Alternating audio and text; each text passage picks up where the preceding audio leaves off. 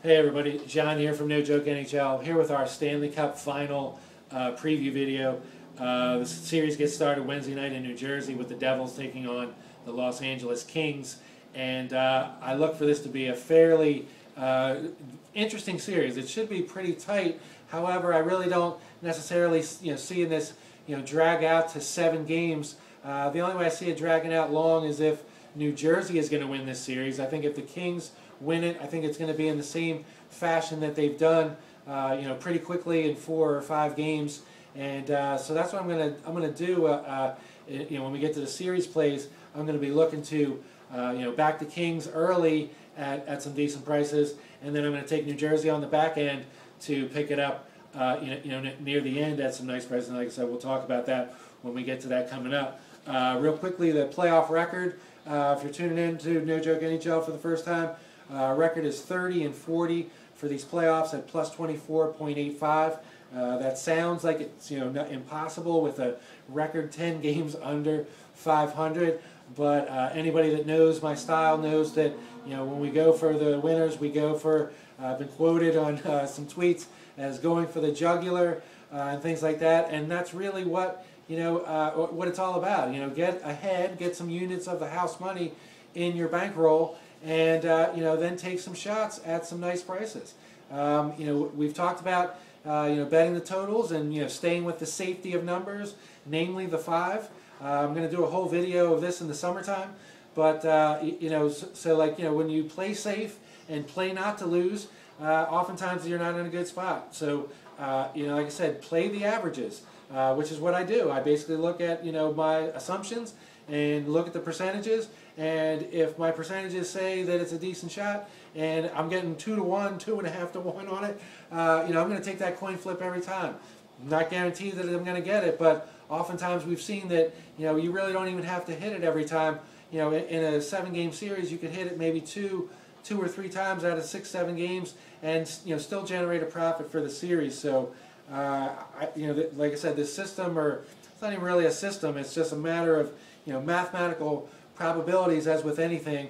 And the more plus money I can get for an event, I'm going to do that, even though sometimes it may not work in my favor. Like if you're laying a -1.5 puck line and you suffer a 1-goal loss. So but like I said, those are the chances that you take. But nonetheless, if you really think it's going to be a pretty dominant win, it's probably worth the price to lay on there. So anyways, we got the Kings in Game 1, -115 favorites over the Devils, -105. For the series price, Kings -175, come back 155, 160 on the Devils. And frankly, at that series price, before Game 1, I would have to think that the value was on the Devils there at plus 160. Of course, they hold the home ice, which isn't really worth too much in these playoffs. But nonetheless, 4 games. Kings are going to have to be back east for 4 games. I think that's a little harder on the Kings. In my opinion, heading from west to east, definitely not going to be the same as a football Sunday. So I don't think it's going to be that type of jet lag situation. But nonetheless, it's going to be harder. Of course, Devils out there 3 times.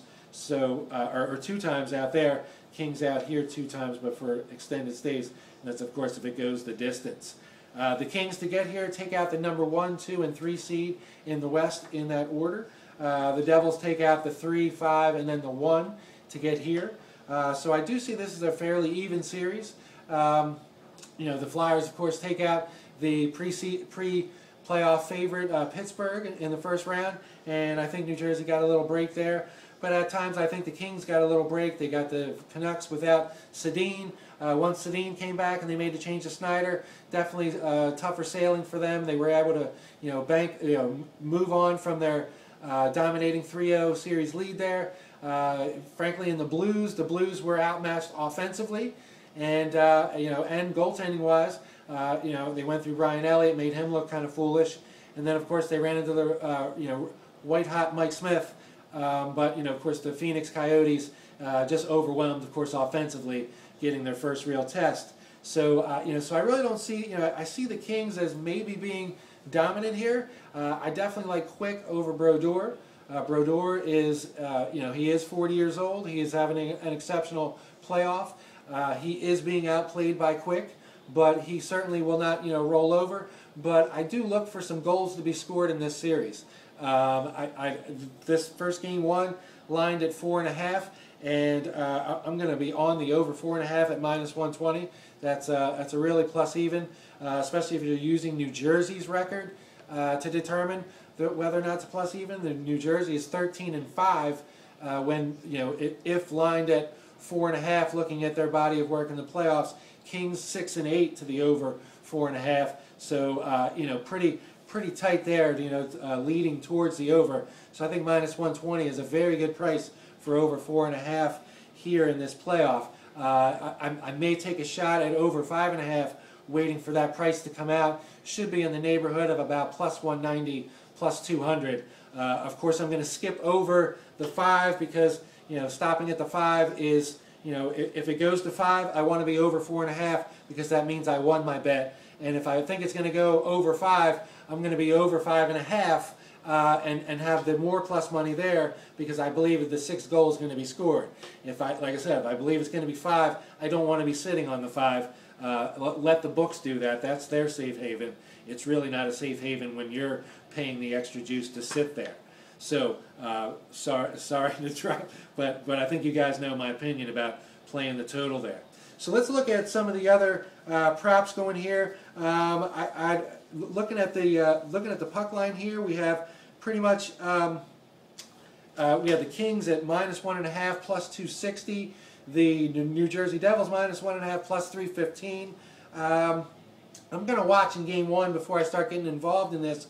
But if these games are pretty tightly lined, and it looks like I kind of think this is going to be a freewheeling skating series. Like I said, I think we're going to see goals. I don't think it's going to be 1-0, 1-1 games here. I think one or the other teams are going to be dominant, and so we're going to see some scoring, which could lead to 2-goal wins or more. So I'm going to, like I said, I'm going to watch in game one, but I may on some nights purchase both ends of the -1.5, and then of course only an overtime or a 1-goal game would hurt me there. Be able to profit from that. So like I said, I'm going to be looking to do that later on in the series.